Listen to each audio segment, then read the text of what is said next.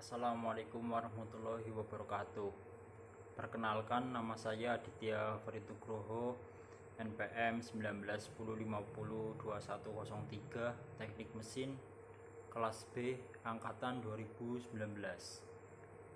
Di sini saya akan menjelaskan tentang metrologi industri, mata kuliah yang saya tempuh di semester 4 ini dengan dosen Bapak Ikhwan Taufik. Langsung saja, definisi metrologi industri.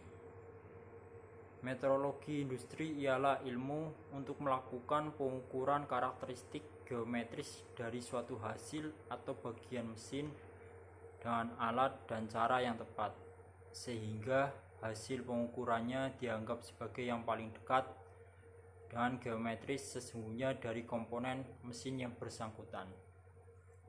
Untuk dapat melakukan proses pengukuran yang tepat, setiap orang yang bekerja dalam bidang teknik harus mempelajari metrologi industri, yaitu suatu ilmu yang menyangkut tentang cara menggunakan alat ukur dan pengetahuan lain yang berkaitan erat dengan masalah pengukuran. Metrologi industri menurut Kristanto. Metrologi industri bahwa Kristanto mengatakan bahwa metrologi industri adalah sama dengan metrologi geometrik, yaitu salah satu bidang ilmu yang membahas tentang pengukuran geometri suatu produk. Hal ini berkaitan erat dengan hasil produk yang presisi dalam proses produksi. Jadi, metrologi industri lebih difokuskan pengukuran geometrik suatu produk dilakukan dengan cara, metode, teknologi, alat yang tepat sesuai dengan ketentuan standar yang berlaku, agar hasil pengukuran mendekati kebenaran dari keadaan yang sesungguhnya. Untuk apa? Untuk menghasilkan hasil produk yang presisi dan efisien. Karakteristik geometrik. Metrologi geometrik, pengukuran geometrik. Suatu produk bisa dikatakan mempunyai karakteristik geometrik yang ideal jika dilihat dari sisi 1. Ukuran atau dimensi sudah sesuai. 2. Bentuk sudah sempurna dan permukaan sudah halus. Kenyataannya, kita tidak mungkin bisa membuat suatu produk dengan karakteristik yang ideal dan sempurna. Ada banyak faktor yang mempengaruhinya, antara lain 1. Pemilihan metode pengukuran geometri yang kurang tepat. 2. Penyetelan mesin perkakas. 3. Keausan pahat atau peralatan perkakas potong. 4. Gerakan mesin perkakas. 5. Perubahan temperatur. Dan yang terakhir, besarnya gaya pemotongan. Selain karakteristik geometrik, kita juga perlu mengetahui karakteristik fungsional. Sebuah mesin, peralatan, komponen, atau part pada umumnya didesain dan dirancang untuk bisa melakukan fungsi tertentu. Hal ini berarti mesin, peralatan, atau komponen part tersebut mempunyai karakteristik fungsional. Karakteristik fungsional ini salah satunya ditentukan oleh karakteristik geometrik. Lazimnya, karakteristik geometrik dibuat oleh si perancang yang dituangkan di dalam gambar teknik. Ada hubungannya antara karakteristik fungsional dan karakteristik geometrik. Hubungannya adalah karena karakteristik fungsional ini salah satunya ditentukan atau dipengaruhi oleh karakteristik geometrik, maka jika kita hendak menginginkan kualitas fungsional terpenuhi dengan baik, kualitas geometrik juga harus diperhatikan dengan baik. Kedua, artinya karakteristik geometrik harus diusahakan seideal mungkin. Untuk mendapatkan hal tersebut, kita harus meminimalisir penyimpangan yang mungkin terjadi. Misalnya, pada saat proses pengukuran yang dilakukan, terkait metode dan alat. Namun, karakteristik fungsional sebuah mesin, peralatan, komponen atau part tidak hanya dipengaruhi oleh karakteristik geometrik saja. Ada pula karakteristik material yang berpengaruh. Karakteristik material tersebut berupa kekuatan, kekerasan, struktur metalografi, dan lain-lain. Metode perakitan atau assembling juga berpengaruh. Hal ini karena biasanya mesin, peralatan, komponen, part terdiri dari beberapa bagian yang masih perlu dirakit. Demikian pula dengan cara pemakaiannya. Mesin akan berfungsi dengan baik jika digunakan dengan baik dan benar. Terminologi pengukuran. 1. Ketelitian atau akurasi. Istilah ketelitian selalu dikaitkan dengan hasil pengukuran yang mengacu pada benda yang diukur.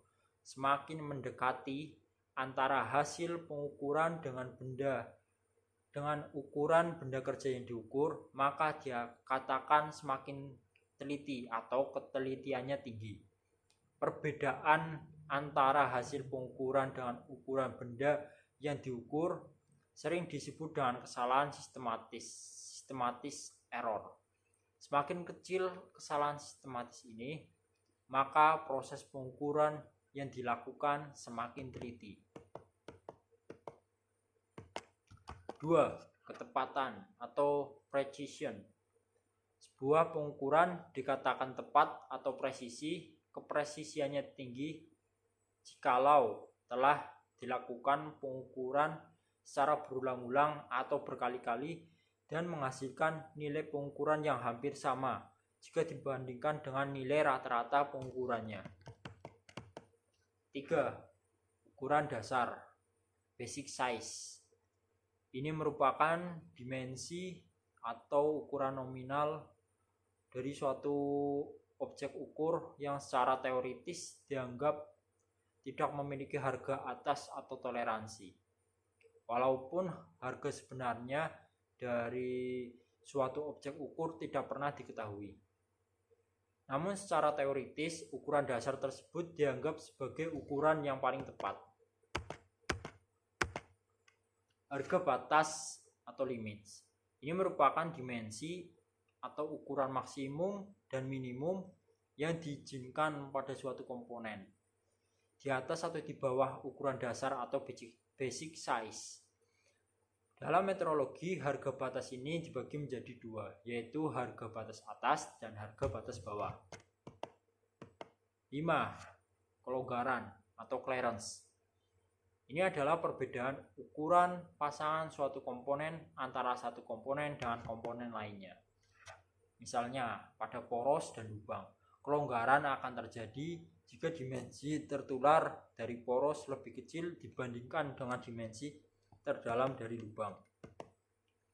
6 dan lain-lain. Toleransi, batasan, dan suaian. Toleransi ukuran, dimensional tolerance, merupakan perbedaan ukuran antara kedua harga atas to permissible limits yang diizinkan. Artinya ada perbedaan selisih antara besarnya ukuran maksimum dan minimum.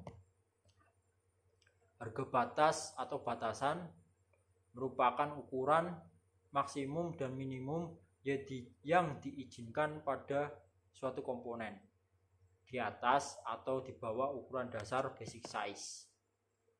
Suaian atau fit adalah hubungan yang terjadi yang ditimbulkan karena adanya perbedaan ukuran sebelum komponen parts yang akan dirakit.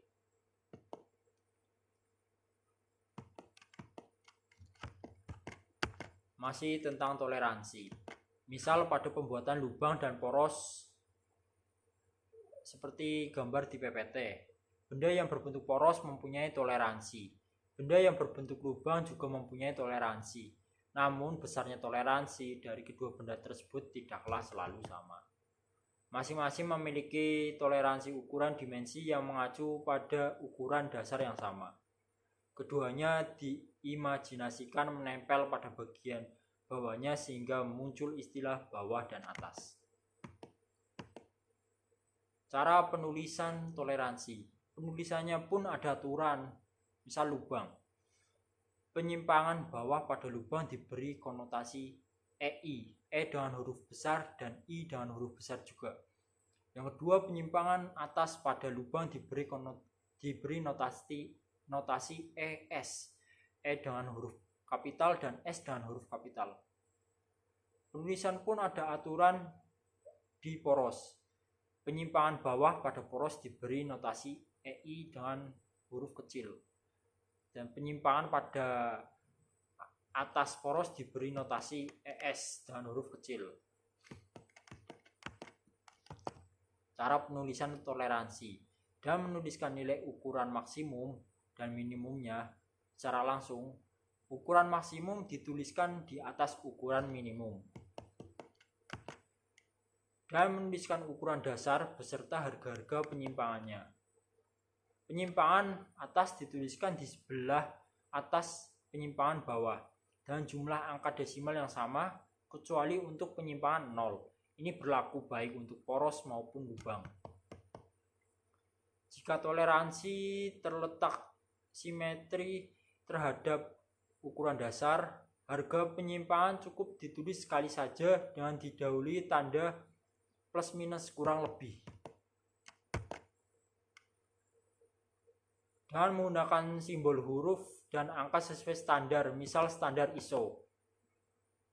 Misal hasilnya 45G7, artinya suatu poros dengan ukuran dasar 45 mm. Posisi daerah toleransi penyimpangan terhadap ukuran dasar mengikuti aturan kode huruf G. Besar harga toleransinya mengikuti aturan kode angka 7. Ya, terima kasih atas perhatiannya. Kurang lebihnya mohon maaf. Wassalamualaikum warahmatullahi wabarakatuh.